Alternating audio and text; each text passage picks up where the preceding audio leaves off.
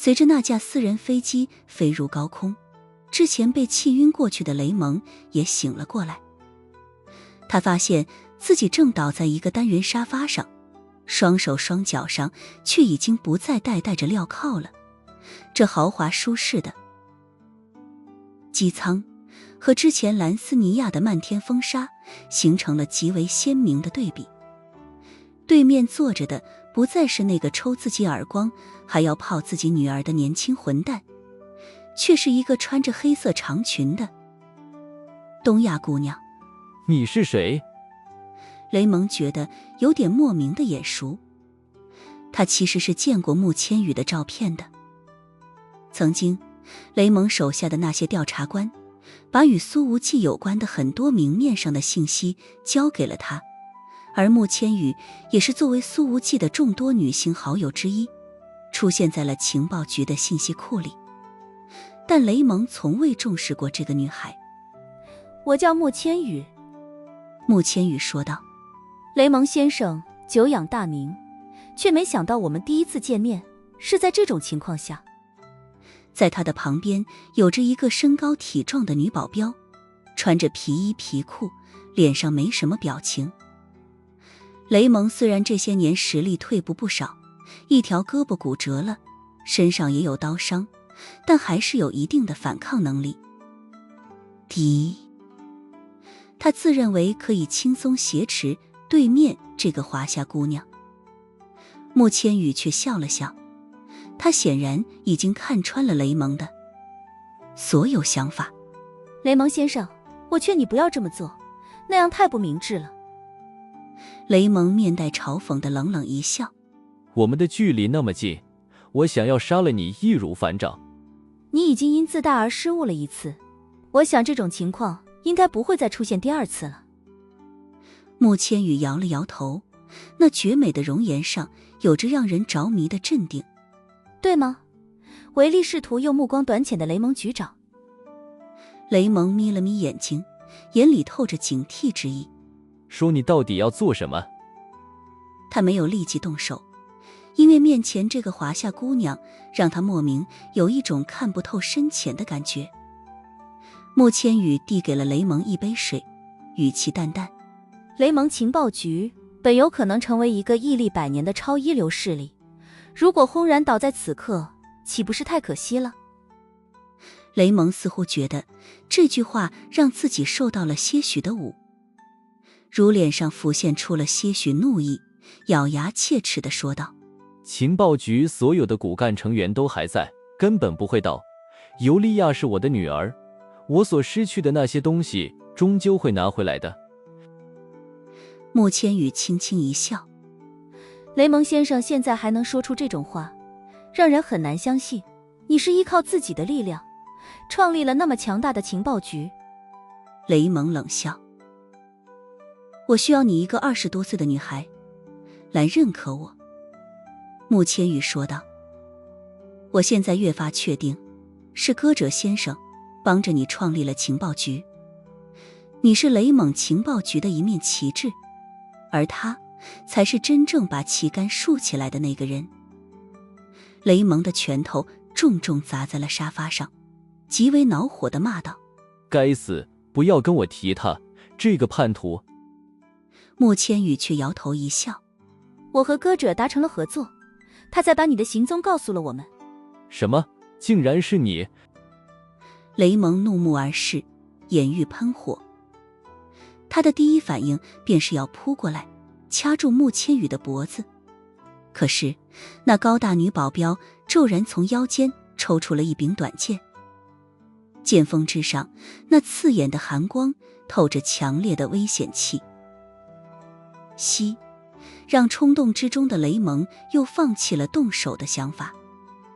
深吸了一口气，雷蒙又重重地坐回了沙发上。他把那杯水一饮而尽，道：你究竟允诺了歌者什么条件，才让他愿意出卖我这个多年的兄弟？或许在歌者的心里，你早就不配做他的兄弟了。穆千羽轻轻摇了摇头。你还是清醒一点吧，雷蒙先生。说着，他微微转身，望向窗外的蓝天，继续说道：我促成了歌者与北韩领导者的见面。雷蒙的眼睛都瞪圆了。在非洲。穆千羽微微颔首。在此刻，雷蒙重重地叹了口气。他知道，对于歌者这种理想主义者而言，穆千羽抛出来的这个邀请实在是太有诱惑力了，根本就没法拒绝。穆千羽说道：雷蒙先生，你口口声声把歌者当作兄弟，如果你真的为了他这个兄弟考虑的话，不会这么多年都不帮他办这件事，反而每次提起来都要对他的理想大加嘲讽和否定。雷蒙嗤笑道：看来歌者还真的跟你聊了不少，连我们说话的细节都告诉你了。穆千羽淡淡道：利益交换很简单，但取得互相信任就是一件难事了。雷蒙摇了摇头，随后收起了笑容。你凭什么能说动北边那位领导者？他们缺钱缺开放，穆千羽说道。而我恰恰在尽力促成这件事。雷蒙总揽情报局的所有高规格情报，他很清楚，从对面姑娘口中说出的这2件事情听起来好像很简单，实际上却千难万难，需要调动的国际关系和资源简直是天量级别的。歌者都做不到的事情，凭什么能被他做到？你很厉害。雷蒙第一次对穆千羽流露出了认真和郑重的眼光。他说道：不出20年，这世界风云里必有你一席之地。穆千羽挽了一下头发，轻笑着说道：20年太久了，我可等不起呢。20年我都老了，不好看了。再过20年，宋之瑜那个小妹妹甚至还不到40岁，正是一个女人最有味道的年纪呢。穆千羽的思绪因这一句话而瞬间飞远，随后强行收了回来。雷蒙自嘲一笑，说道：所以谈谈合作吧，现在的我应该还有被你利用的价值。穆千羽摇头笑了一下。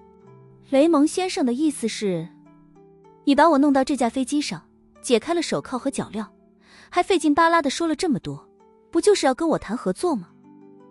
当雷蒙先生摆脱自大和骄傲的标签，情报局就会有东山再起的那一天，停顿了一下。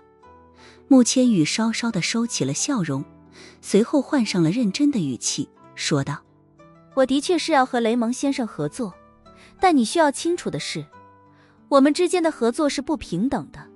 再坚持一下。金奥利对着通讯器喊道。话音未落，一发子弹便把他脸前的砖墙打碎了一大块。那飞溅的砖头直接全部溅射到了护目镜和面罩上。如果不是做了面部防护，光是这一下，金奥利那张娇俏的脸就得被碎屑划花了。此时他们正处于距离兰斯尼亚首都200公里的吉托市，而这次与金奥利同行的是30名北韩特种部队的精锐。然而才刚刚进入到这座城市，他们便遇到了狙击手伏击，甚至还没找到对方在哪里呢，便被打死了1个人，伤了2人。而受伤的那2名战士已经没有战斗力了，如果得不到及时救治，必然有性命之危。打了足足半个小时了，这一支北特小队仍旧被死死堵在几条巷子里，完全没有找到突围的空间。我们被围攻了，被狙击手逼入巷战，请求支援，请求支援。金奥利急促地说道。对于北特的战士们来说，这里真的是人生地不熟，对方只是用几支狙击枪便把他们逼到了极其被动的境地里，甚至连中枪战友的尸体都没有机会去抢回来。第一组去干掉狙击手。金奥利说道。其中一个就在我的3点钟方向。刚刚那一枪差点爆了他的头，这让金奥利短时间内不敢露面。外面枪声其实并不密集，但每响一下都可能是夺命的。金奥利掏出了手机，拨了一个号码，随后喊道：将军，您这边的谈话结束了吗？我们这边很被动，担心您那里也会有危险，请尽早撤离吉托市。淡淡的声音传来。金奥利局长，稍有危险就让我撤离，这就是你工作能力吗？只要你们干掉沙溢和赤色巴尔，我就不会有危险。我是侦察局长，又不是特种兵的指挥官。金奥利这句话只敢在心中吐槽，嘴上还是说道：将军，无论如何我都坚持认为您应该快点离开兰斯尼亚，这次沙溢佣兵团一定是得到了您来到这里的情报，所以才会疯狂攻击。那边的声音仍旧丝毫不慌。别人得到了我来的情报，那么这就是你这位侦察局长的严重失职。金奥利说道。我明白，但还是请将军撤离。那边把他的话语打断。这些年来，我平均每周要遭遇3次暗杀。金奥利局长，你要抵抗到第一，直到消灭所有敌人，这是命令。金奥利知道自己再说什么都没用了，他立刻喊道：是，保证完成任务，消灭所有敌人。就在电话刚刚挂断的那一刻，砰，一声枪响在金奥利的头顶传来。北特的狙击手终于锁定了敌方狙击手的位置，开火了。干掉一个，他汇报道。然而下一秒，这个狙击手从瞄准镜里看到了200米外的一个身影，立刻高声喊道：局长，快撤离！这狙击手喊完之后，自己并没有躲避，他对着瞄准镜里的那个人第一时间扣下了扳机。而出现在他瞄准镜里的是一个佣兵，正举着单兵火箭筒对准了这边。子弹射出去的同时，那枚火箭弹也已经发射了出来，直接落到了这处房顶上了。轰！巨大的爆炸声响起，那名北特的狙击手当场便被炸飞了。而他抢在生命结束之前所射出的那一发子弹，也命中了对面佣兵的胸口。这火箭弹的爆炸把整个屋顶撕扯开来，而金奥利就在这房子的1楼。碎裂的房顶直接轰然砸下来，重重地落在了他的头盔之上。金奥利的眼前一黑，便什么都不知道了。而这时候，一名戴着遮阳帽和墨镜的瘦削中年男人看着面前一个戴着龟皮面具、穿着宽松迷彩服的人，伸出了手：歌者先生，我与你这次的会面很愉快，相信我们很快会拥有进一步的成果。对面竟是歌者，他一开口却是电子声：谢谢你，将军。那个瘦削中年男人说道：希望下次我再见到你的时候，你能摘下面具，不再使用变声器。歌者没回答这句话，他说道：和将军的会谈很愉快，我想您可以通知北特撤离非洲了。如果让他们撤离，就找不出想要暗杀我的人了。瘦削中年男人说道：有些时候适当的牺牲是必要的。歌者没说话。瘦削中年男人说道：我们可以出去了，去见见你的那位老兄弟。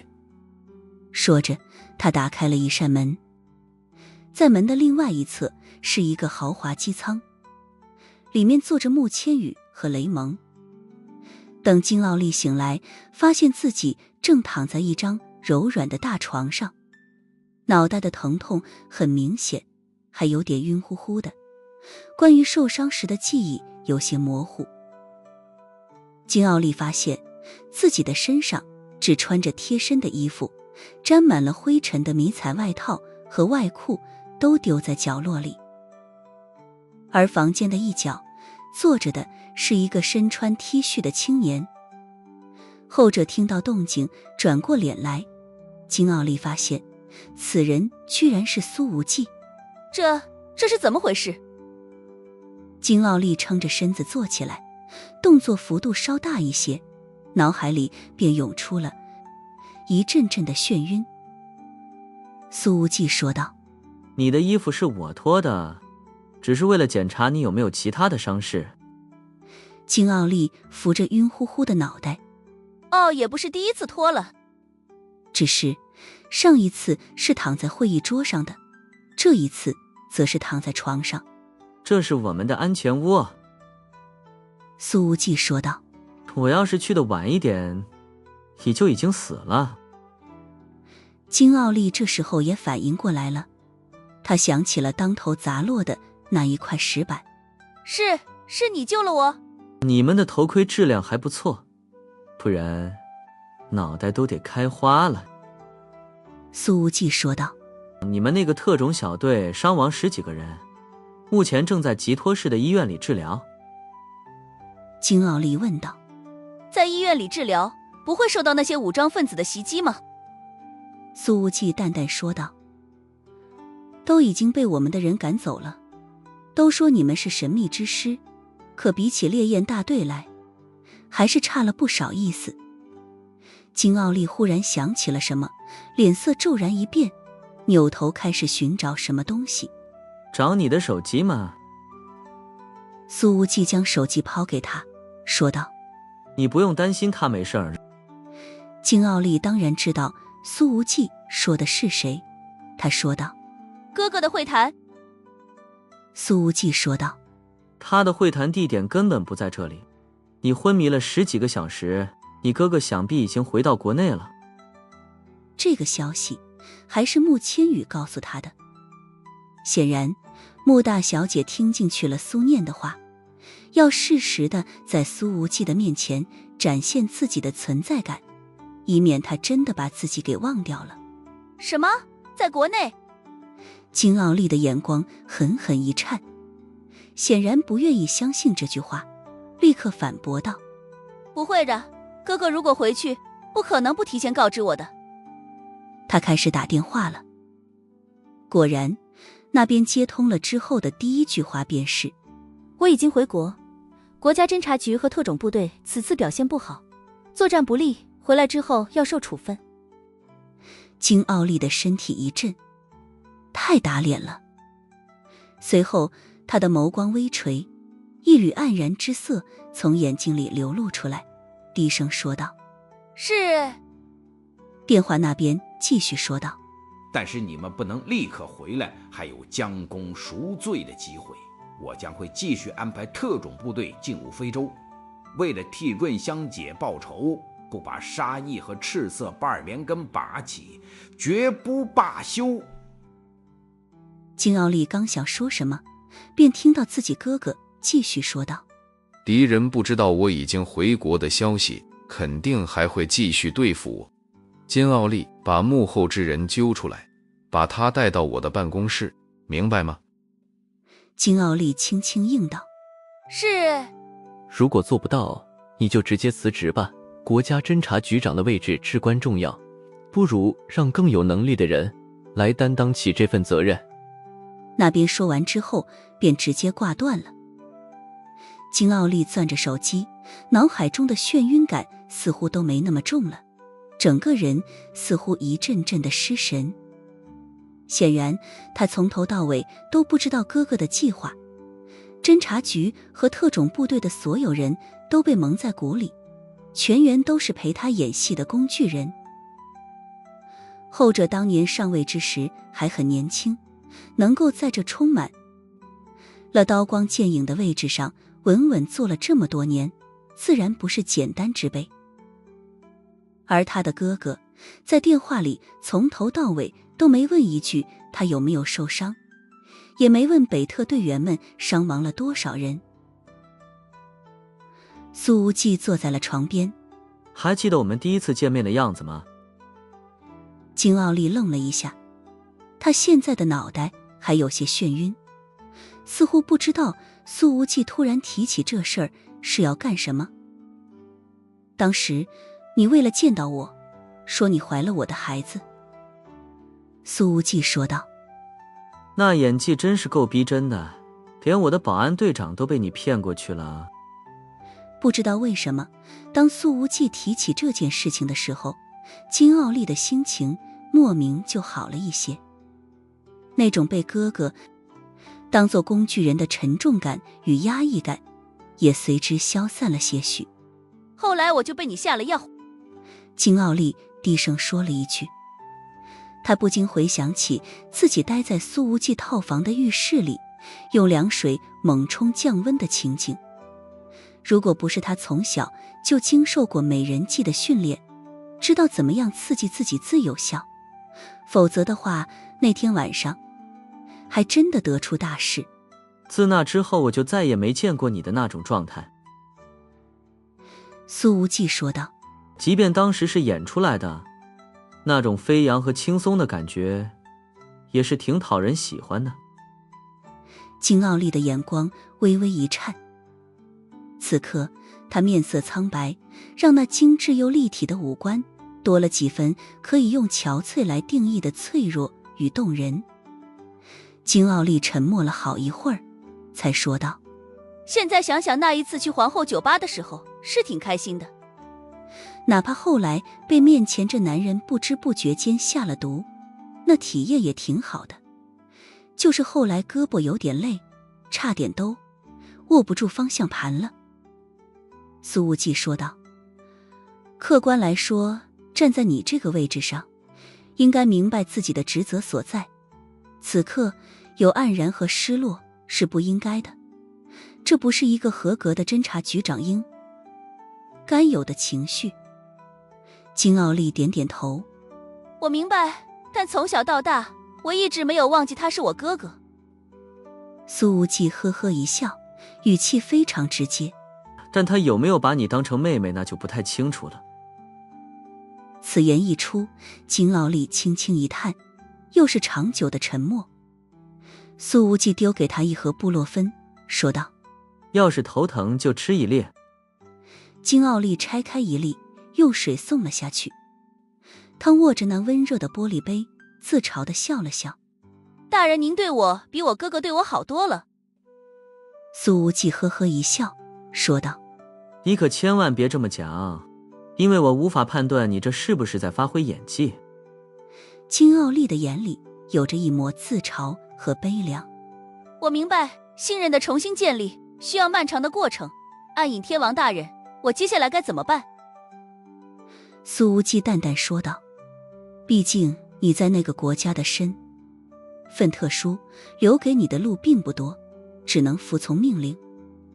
显然，如果金奥利直接放弃这次诱饵任务，那么无异于叛国，接下来必然会受到严厉惩罚。而他的哥哥也绝不可能在这种关头念及兄妹之情。我想听听您的意见。金奥利说道。毕竟这次是您救了我。他掀开薄被子，光脚站在了地上，那白皙细腻的肌肤大片暴露在空气中。此刻他的胸口曲线顶端，距离苏无忌的后背也就不过20厘米而已。苏无忌仍旧背对着金奥利，望着窗外说道：你说的没错，我是你的救命恩人。你想好怎么报答我了吗？金奥利毫不犹豫地说道：您要什么都可以，也包括我。他很清楚，如果不是苏无忌救了自己，那么自己的下场或许将会和被囚禁了好几年的金润香一样，受尽非人的折磨。和那种地狱般的遭遇相比，和苏无忌睡觉根本激不起金奥利的半点反感和排斥。苏无忌摇了摇头：我对你的身体并不感兴趣。金傲丽咬了咬嘴唇，眼中闪过了一抹纠结，随后似乎下定了决心，直截了当地说道：暗影天王大人，我从少女时期便开始接受美人计的训练，虽然从未对其他男人用过这一招，但如果我保证您会体验到很多快乐的。虽然说这话的时候很坚决，但说完之后，他的脖颈和脸庞已然热了起来。苏无忌扭头看了金傲丽一眼，对方只穿着贴身衣物的样子，的确挺动人的。他说道：洗个澡，从衣柜里挑一身衣服跟我出门。去哪里？金傲丽说道。苏无忌去指导黄龙。说完，他便走了出去。由于苏无忌接受了新的任务，邵永阳和岳冰凌已经提前回国了。即便岳格格很不情愿回去，但思考再三，还是纪律为先。而那个心眼很多的康妮已经被苏无忌安排飞机送往了南非。这个丫头被赤色巴尔的总指挥出卖，必然要找回场子。而苏无忌并没有给康妮派任何一个帮手，如果这丫头连这件事情都解决不了的话，他也没有被扶持的资格。十几分钟后，洗完了澡的金傲丽出现在了苏无忌的面前。她穿着只到大腿中段的牛仔热裤，上半身则是一件吊带衫，并无任何束缚，只是在胸口贴了个防水创可贴。没办法，这衣柜里的衣服种类不全，但还好，这种看似开放的打扮，无论在西方还是在非洲都很常见，并不突兀。而那金傲丽的长发则是扎了个马尾辫，飘在脑后，满是年轻与活力。就连苏无忌看到这场景也是眼前一亮。还不错，是……他淡淡的说道。金傲丽说道：大人，咱们到底去哪里？他当然不认为自己穿成这样是要去作战的，去蹦迪还差不多。从现在开始叫我亲爱弟。苏无忌眯了一下眼睛。亮项链。宝贝。金傲丽根本没问为什么，直接柔声说道。经过专业训练的就是不一样。苏无忌的胳膊上顿时泛起了一片鸡皮疙瘩。金傲丽见状笑了笑：大人，我看需要练习的是你吧？苏无忌给自己粘上了胡子，戴上了墨镜和假发，随后道：我来考考你这个侦察局长，如果要把几十个不能暴露身份的人从非洲秘密运往美洲，需要怎么做？金傲丽说道：直接找杜卡罗组织合作，他们有最完善的全球偷渡链。苏无忌一把揽住了他的纤腰。能回答出这个问题，你有跟我合作的资格了。金傲丽被这句话搞得情绪有点波动，她深吸了一口气。谢谢亲爱的大人，这是我一直期待的事情。苏无忌摇了摇头。今天我们要投，表现得亲密一些。金傲丽毫不犹豫地说道：多亲密都可以。说着，他便挽住了苏无忌的胳膊，吊带的曲线紧紧贴在对方的手臂之上。苏无忌当然不指望救了金傲丽一命之后，就把他的芳心也一起夺走。北边那位的妹妹，自己无端招惹干什么？苏无忌很清楚，眼下这个年轻女人对自己的亲近，有感谢的成分，也有演技的成分。最重要的是，自己是他在非洲大陆的唯一依靠。待在非洲可能会死，回去又要受罚，对于金傲丽来说，只剩下了这一条路。他在出门之前把通讯器塞在了耳朵里，特意当着苏无忌的面，对侦察局的特工手下们下达了化妆侦察的指令。有烈焰大队出手，你们的人现在可以还口，气了，原地休整就可以。苏无忌说道。对了，那个被解救的金润香，到底是你哥的什么人？此时，两人走出了房门，金奥利挽着苏无忌的胳膊，和他十指紧扣，举止亲密，看起来就像是刚刚结束了运动的情侣。事实上，金奥利之所以把半边身子压在苏无忌的身上，是因为他现在还头晕头疼呢。苏无忌给他的布洛芬胶囊是缓释的，见效没那么快。金润香是我哥哥少年时的启蒙教官，但其实也只比他大6岁而已。我哥哥有好几年时间都天天和他在一起。金奥利说道。金润香教官失踪之后，我哥哥的性情变了不少，好像谁都不相信了。苏无忌回想着第一次见到金润香的情景，说道：他这几年受的伤害，怕是用整个下半生都不能修复。金奥利叹了一口气，哥哥这些年来快要思念成疾了。他对金润香教官是真爱，不然不会直接命令国家特种部队进入非洲。这几年来被他训练得特别狠，训练中的伤残率一直居高不下。希望是真爱吧。苏无忌似乎不那么相信金奥利的说法，毕竟对于坐在那个位置上的人来说，爱情从来都是很奢侈的东西。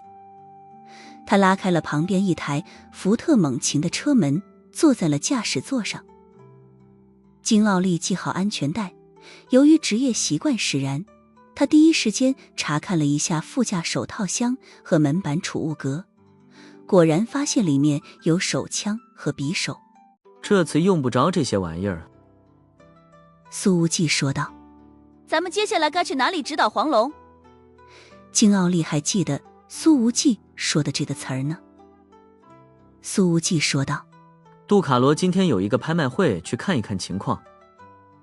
之前被烈焰大队所抓获的矿山负责人诺姆维特，就是杜卡罗的非洲区副总裁，从他的嘴巴里交代出了许多有价值的信息。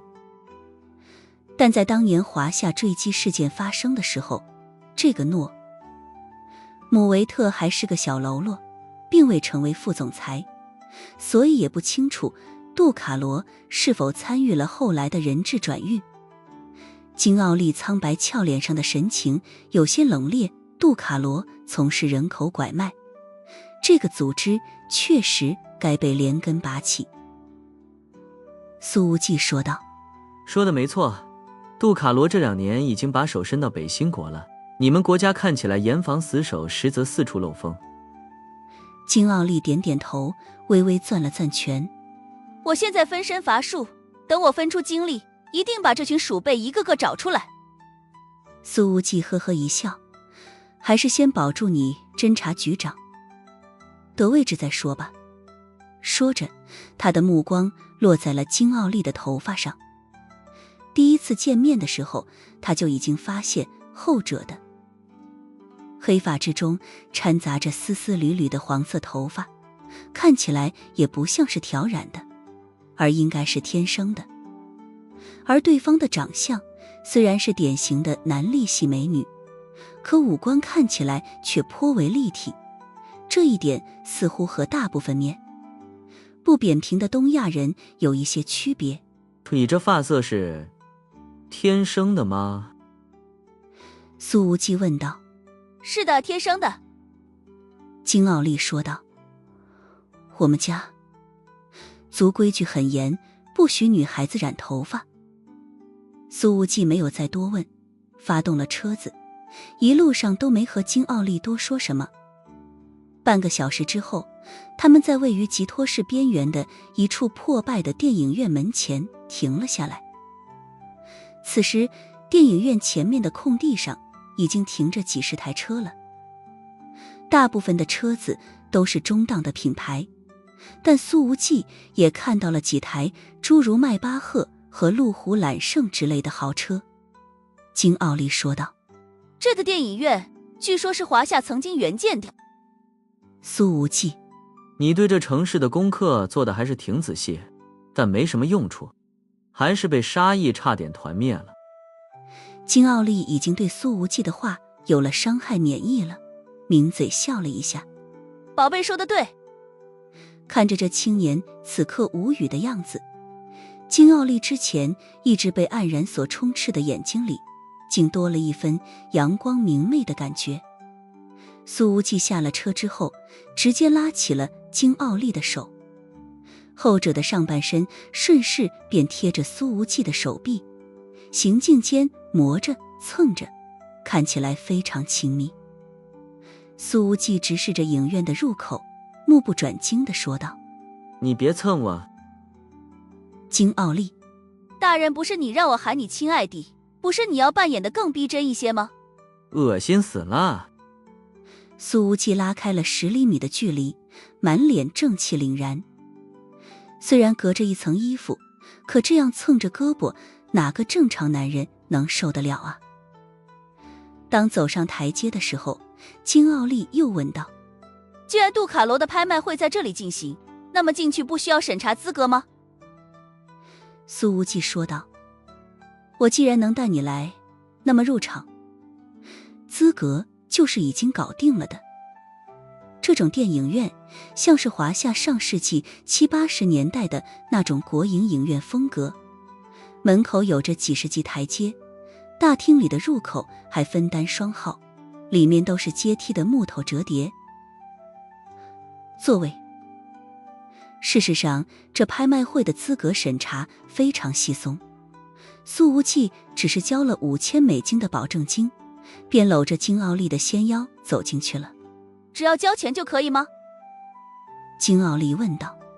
入场的必须是一男一女才可以。苏无忌说道。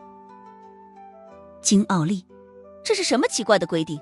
难道男男女女们要在这里乱搞？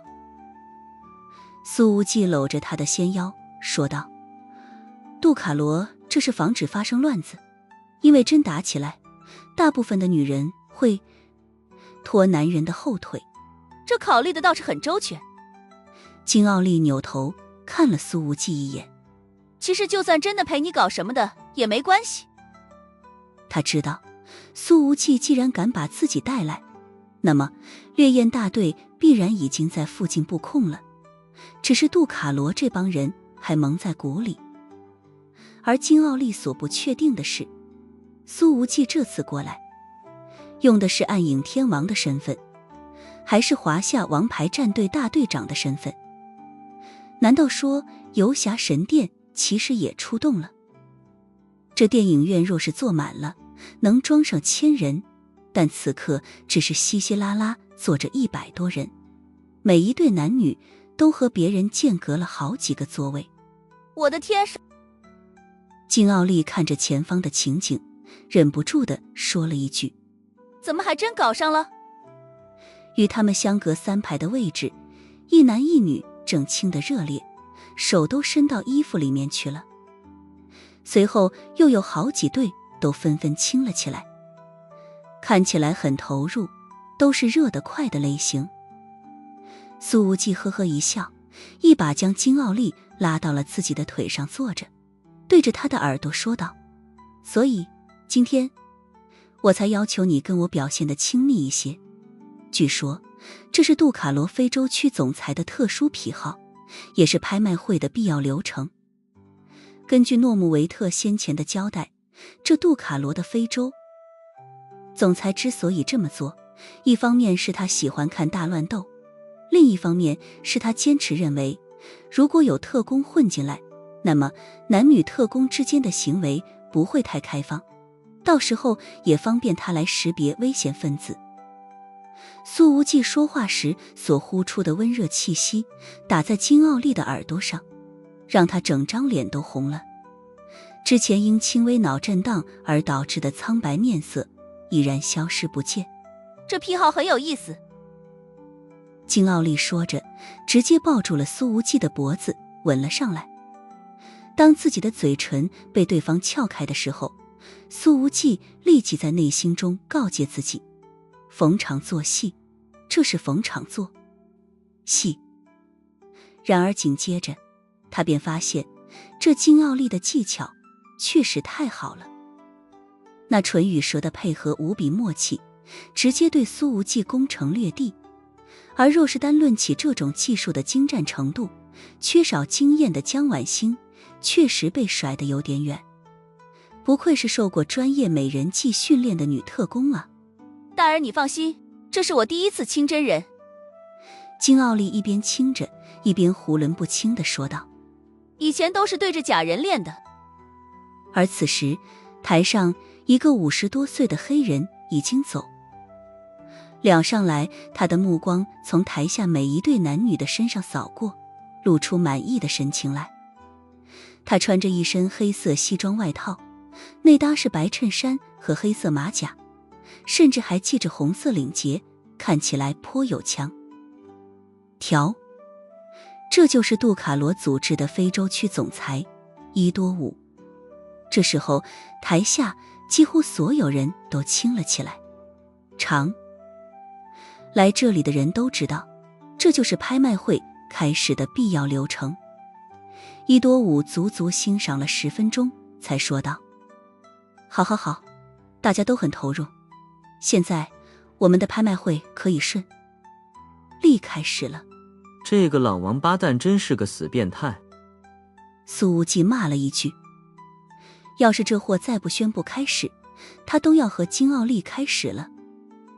一个穿着清凉又柔又软的美少女坐在自己的怀里，想要做到坐怀不乱，真的需要极大的定力。金奥利终于从苏无忌的身上下来了，他也不行了。平时学习的理论是一回事，对着假人练习又是另外一回事。今天金奥利才知道，真人和假人给自己所带来的反应区别究竟有多大。仅仅是亲了10分钟，就快要了命了。苏无忌呵呵一笑，说道：这次亲了我的嘴，便宜你了。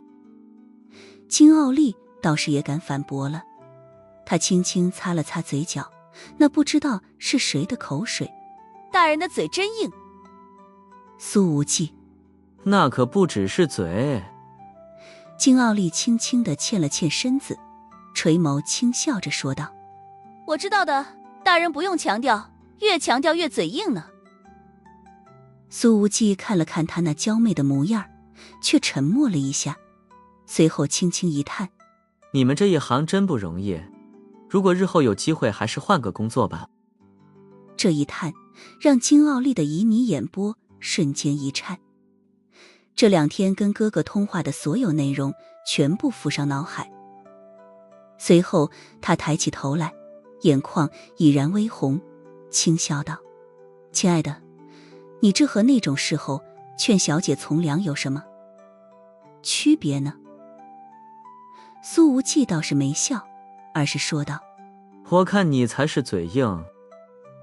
听了这句话，金奥利怔了一下，随后直直地看着他，那红红的眼眶里慢慢地蓄满了眼泪。在金奥利的泪水中，拍卖会开始了。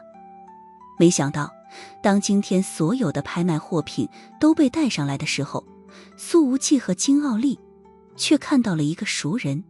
我没看错吧？苏无忌盯着站在舞台中央的短发女人，揉了揉眼睛。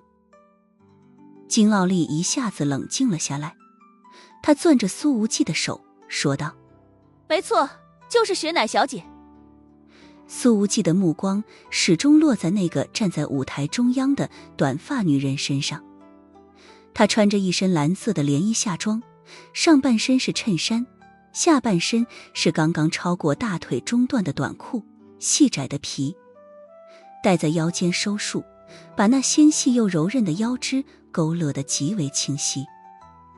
这碎冰般的眸子里充满了冷冽和倔强，没有丝毫恐惧。拥有这么一双眼睛，除了深田雪乃，还有谁？苏无忌平时非常善于动脑子，可此刻他无论如何都想象不出来，为什么深田雪乃会出现在非洲。他的双手背靠在身后，脸上也没有什么伤痕，那冰冷的表情上也看不出到底遭遇过什么。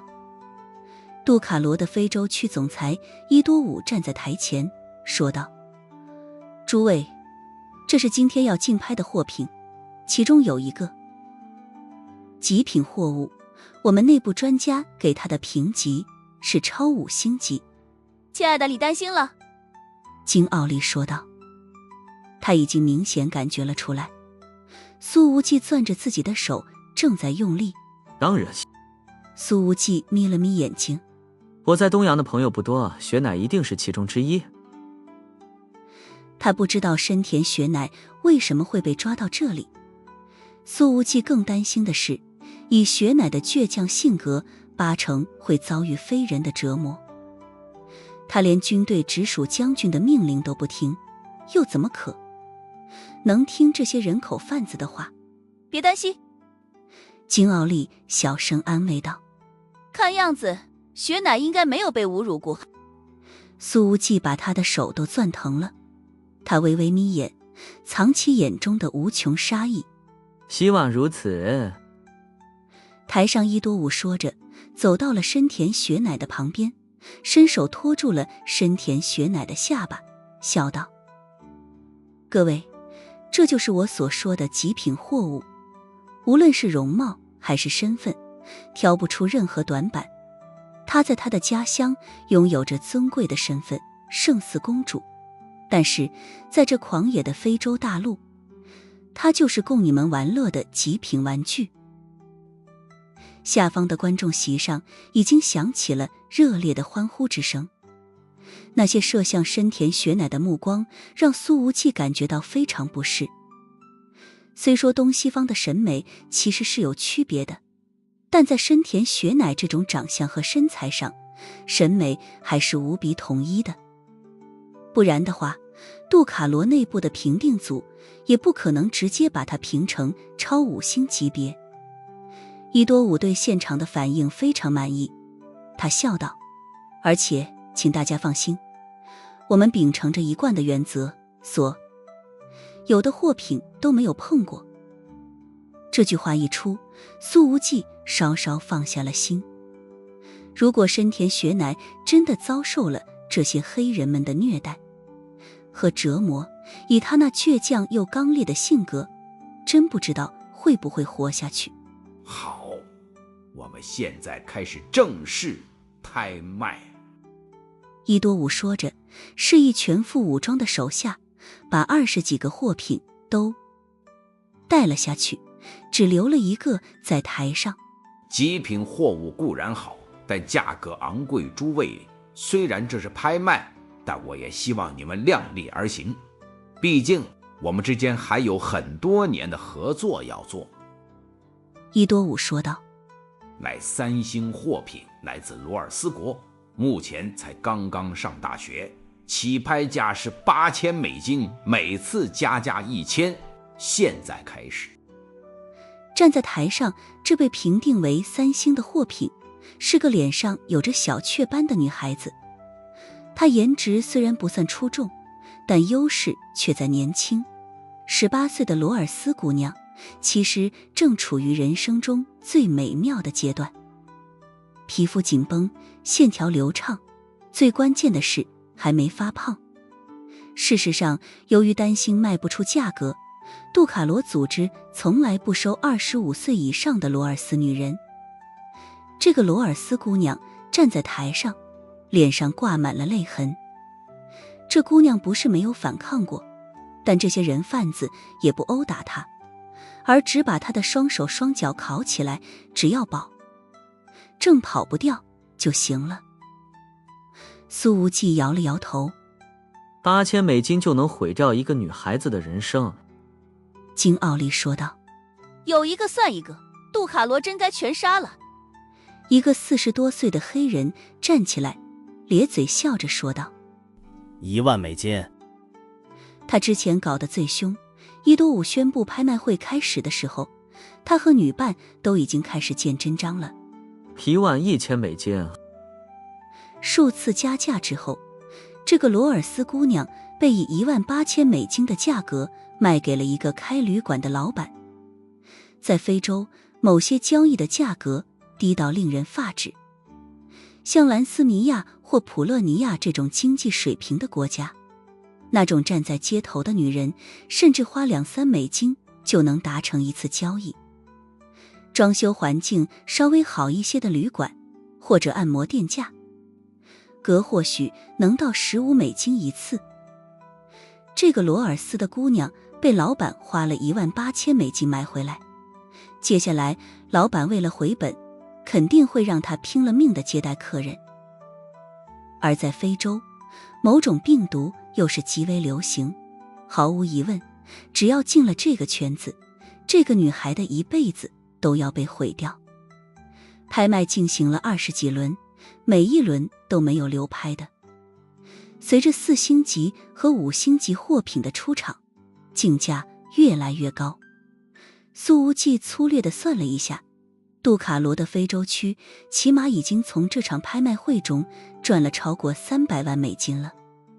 对于一个组织而言，这个数字看起来不算多，可这只是在兰斯尼亚，一个贫穷落后的国家，一场拍卖会而已，就卖出了这么多钱。在拍卖会开始了1个多小时之后，终于到了超5星级货品的出场了。深田雪乃被带了出来，他的面庞上透着冷冽，这如同冰山一般的气质和现场的狂热气氛形成了极为鲜明的对比。而这冰冷的气质并没有让现场降温，反而更点燃了那些老板们的情绪。毕竟拉良家下水，劝小姐从良，是这些男人们最喜欢干的2件事情，尤其是在面对深田雪乃这种近乎完美的女人之时更是如此。台下这些男人的征服欲已经被彻底点燃了。身份尊贵的超5星货品起拍价50万美金，伊多武激情喊道，每次加价10万美金。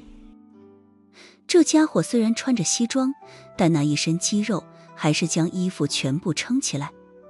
根据莫姆维特的交代，这个伊多武曾经也是猎杀者出身，在非洲的表现极为优异，才一路晋升成了整个非洲区的管理者。深田雪乃的出现打乱了苏无忌的所有计划。在任务当先的时候，他可以不管其他被拐卖的姑娘，但却不能不顾及深田雪乃的安危。60万美金。一个黑人老板说道。他穿着花衬衫，浑身上下都戴着宝石项链和手链，10根手指上全部都是戒指。在之前的拍卖会中，他已经花了30万美金了。另一个开旅馆的老板看着深田雪乃的绝美容颜，咬了咬牙，喊道：70万美金。苏无忌第一次举牌，200万美金。此言一出，全场哗然，所有的目光都看向了苏无忌。深田雪乃的冷冽目光也第一次朝着这边扫了过来。而在看到举牌人的长相之后，他那冷冽的眼光不受控制地涌出了波动。还好，此时伊多武的目光全部落在苏无忌的身上，并未看到深田雪乃的反应。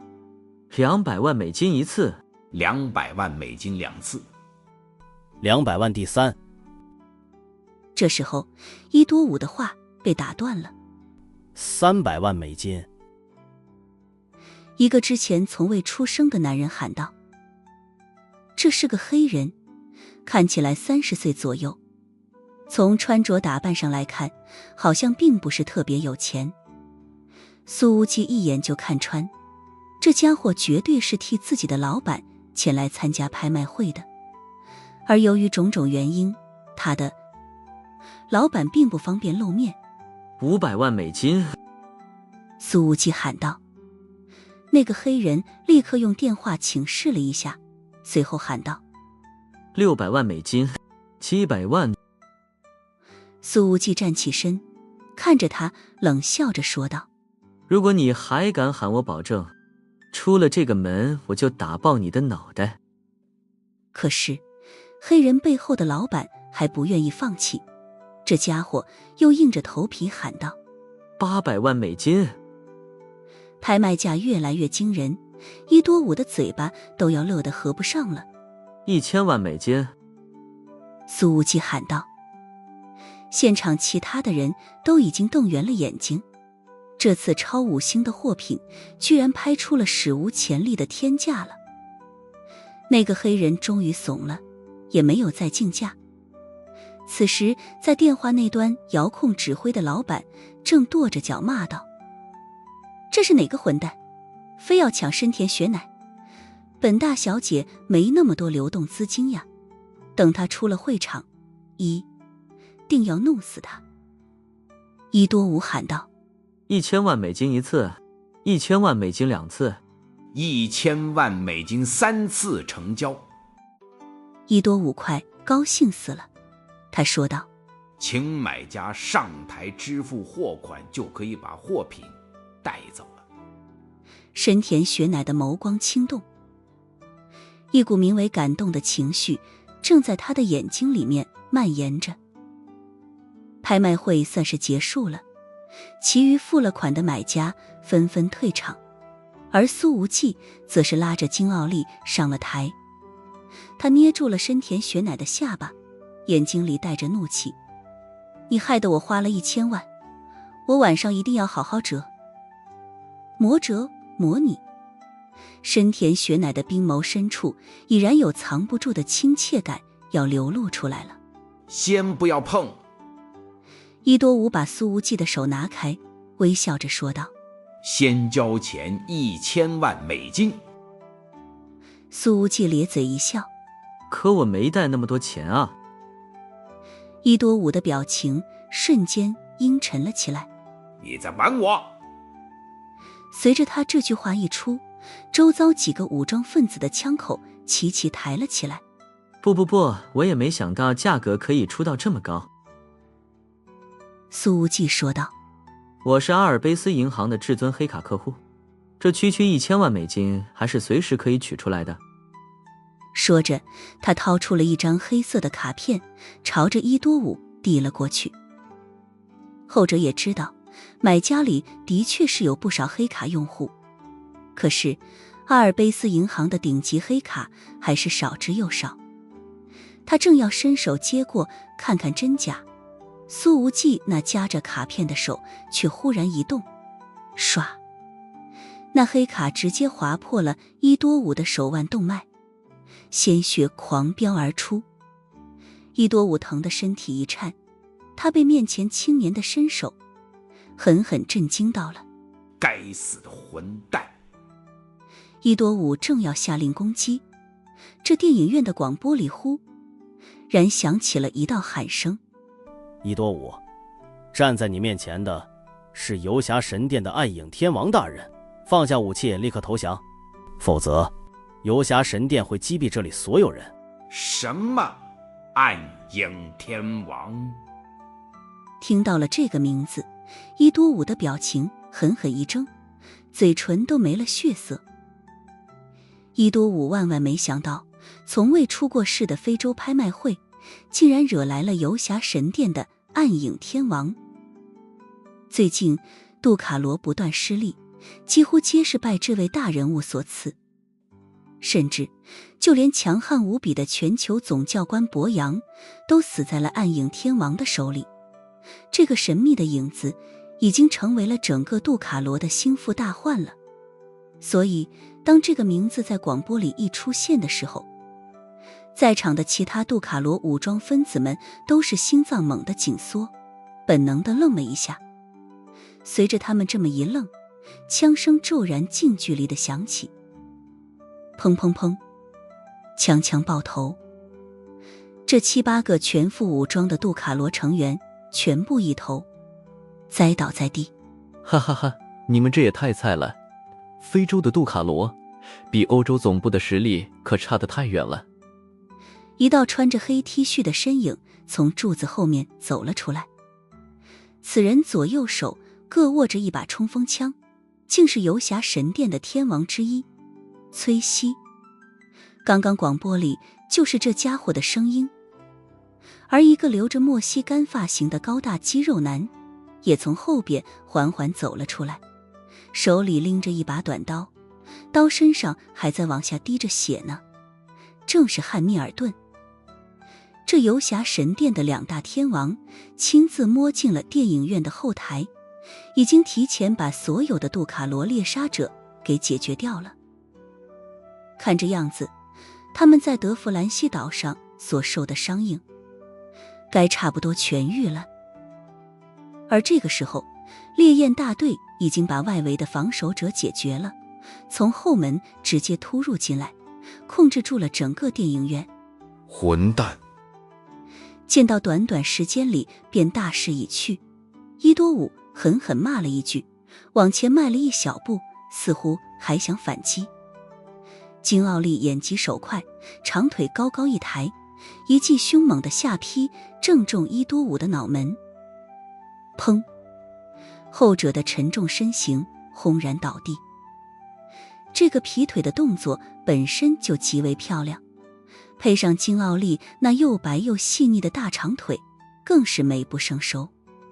其实伊多伍的实力没那么弱，只是刚刚被苏无忌用卡片割开了手腕动脉，失血不少，整体实力受到了严重影响。金奥利直接上前压住对方的身体，将之反靠了起来。崔西嘿嘿一笑，几天不见，我们影子又泡到了一个漂亮姑娘啊，这么白这么美，柔韧性还这么好，弟妹叫什么名字啊？叫你妹！苏无忌随后从伊多伍的身上摸出了钥匙，走到了深田雪乃的面前，把他的手铐解开了。望着眼前的青年，深田忠孝的眸光中闪动着亮晶晶的光彩，其中似乎藏着许多话要讲。苏无忌没问他为什么出现在了这里，而是微笑着说道：久别重逢，拥抱一下。毕竟这里人太多，深田雪乃只是和他轻轻地抱了一下，说道：无忌能在这里见到你，真的很惊喜。以他的性子，能主动说出这句话来，已是殊为不易了。除了深田雪乃本人之外，没有人知道他刚刚的这句话里究竟包含了多少复杂的情绪。之前站在台上的时候，听到自己竟然被拍出来这么惊人的价格，深田雪乃真的有些绝望了。这种拍卖的天价往往和之后要受到的折磨程度是成正比的。虽然深田雪乃在拍卖会之后一定会想方设法的逃跑，可如果最终逃跑失败的话，以他的决绝性格，他宁愿死也不可能让自己受到侮辱。但有心赴死的深田忠孝却未意识到，对于那些用天价拍下他的人来说，即便是他自杀了，这里的人同样不会放过他的尸体的。金奥利，你先照顾雪乃，我来使人。苏无忌说道。深田雪乃摇了摇头，眸光清明。我没有受伤，不用照顾，可以立刻投入战斗。没必要。苏无忌说道。而这个时候，他的手机忽然响了起来，一看来电，却是许家烟。无忌，我得到消息，雪乃被杜卡罗组织抓了，正在兰斯尼亚拍卖呢，你有没有办法救他？徐小浪杀气腾腾地说道。我托人去帮我竞价，也不知道哪个混蛋把雪乃的拍卖价格抬到了1000万美金，要是知道这家伙是谁，本大小姐一定要弄死他。苏无忌听了顿时明白，之前那个跟自己抬价的黑人居然就是许家烟安排的。始终盯着杜卡罗的营业组织也得到了深田雪乃被拍卖的消息，但是一时间没有找到合适的救援方案，于是许家烟便想要动用私房钱来把雪乃买下来。结果竞价几轮后，许大小姐私房钱便已经彻底掏空了，却还有个不开眼的家伙在死命抬价。呵呵，你胆子不小，敢弄死我了？苏无忌笑眯眯地问道。许家烟一愣，随后立刻反应过来了，惊喜地喊道：天啊，竟然是你！我亲爱的无忌，真是爱死你了，牛 A。 苏无忌说道：你还没说要怎么弄死我呢？那夹死你好不好呢？许家烟的声音立刻加了起来，就像他此刻那弹韧有力的大腿一样。苏无忌听得一身鸡皮疙瘩，立刻挂断了电话。而这时候，万辉尘的电话正好打来。大队长，24个被拍卖的女人全部解救成功。1个小时之后，对伊多武的审查基本有了结果。当年禁锢黑渊的激进派，果然是通过杜卡罗组织所安排的商船来进行的人口转运。那架专机之上，其余的华夏军官全部被运往了南美洲。我不知道那是什么禁锢黑渊，我甚至都没听说过那个名字，我以为他们只是南美洲的人贩子。伊多武倒在地上，左手的5根手指已经全部被折断了。随着他的话音落下，苏无忌一言不发，又把他右手的大拇指生生掰断。看着大拇指的弯曲角度，痛到麻木的伊多武停顿了一下，才愤怒地吼道：我是真的不知道该死的，暗影天王这事儿和你们游侠神殿没有任何关系，你有毛病吗？为什么非要这么对付？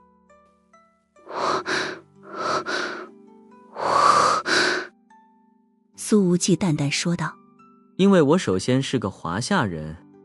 可我又不知道那些被送到偷渡船上的人是你们华夏军官，我不知道。伊多武吼道：我如果知道的话，根本不可能让他们上船。我有病吗？非要和华夏作对？他们到底被送往了哪个港口？苏无忌淡淡说道：你的左手只剩下了4根手指，留给你的机会不多了。伊多武迎上了苏无忌的冰冷眼神，激动愤慨的情绪竟是瞬间平复了不少。他深吸了一口气，喘着粗气说道：哪个港口？我怎么知道？我甚至不知道那艘船到底是在哪个国家卸货的，有可能是巴西，也有可能是阿根廷。南美洲那么大，每个国家的管理者都是见钱眼开，只要是个港口都能偷渡。啊！他的话还没说完，立刻又是发出了一声惨叫。伊多武的右手食指又被折断了。你当时是杜卡罗非洲区的副总裁，经手所有人口的拐卖和偷渡，你能不知道这些？苏无忌冷冷说道：该死，我是真的不知道啊。当时杜卡罗在非洲的所有的船运都是跟这边的贸易大王奥耶斯合作的，如果不信，你们可以去找他对质，只有他才知道那艘船到底去了哪个国家。伊多武喊道。在整个审讯过程中，金奥利始终不发一言，此刻却对苏无忌耳语说道：不像是在撒谎。苏无忌说道：伊多武，你活着的机会只剩1个了。伊多武喘着粗气说道：我知道他住在哪里，就在隔壁的普勒尼亚，我可以带你们直接过去。苏无忌冷冷说道：好，现在就去。金奥利已经拿起手机，进入了国家侦察局的系统查询了一下，随后说道：这个奥耶斯应该还在普勒尼亚，最近都没有出入境的记录。苏无忌看了看他，说道：没看出来你们国家的情报系统也挺先进的。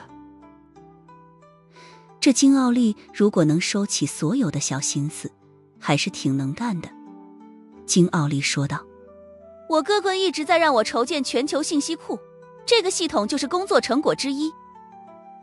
在现代战场和战略布局上，情报永远是重中之重，所以这就是雷蒙情报局这几年在黑暗世界炙手可热的原因。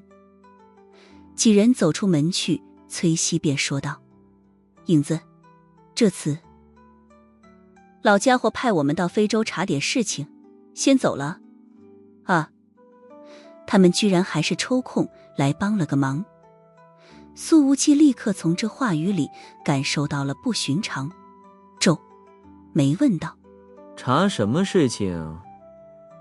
汉密尔顿给崔西的屁股来了一脚，忍不住地骂道：崔西的这张破嘴真的像是窜稀的菊花，连个屁都憋不住。快说娘亲！苏无忌说道：我又不是外人，这不是老家伙怕影响了你这边的事儿，才不让我们说吗？崔西摇了摇头，还是说道：游侠神殿之前派了一支20人小队来非洲执行任务，全军覆没了。苏无忌的声音一沉：不知道谁干的。有点线索，但我们可以搞定。崔西说道：你先去忙华夏的事情，不用理会这边。汉密尔顿沉声说道：如果需要帮助，我们肯定联系你。这两兄弟都不想耽误苏无忌的事儿，但苏无忌知道，如果不是此事很棘手，那位自封游侠之神的老家伙绝对不可能把这2大得力天王同时派出来的。更何况以崔西那跳脱幼稚练的性格，此刻都显得很不轻松。显然此事非同一般。好，如果有了眉目，立刻跟我联系。苏无忌说道。他把伊多舞塞进了后备箱，同时带着深田雪乃和金奥利驱车前往普勒尼亚。从这里抵达奥耶斯的住处大概需要30小时。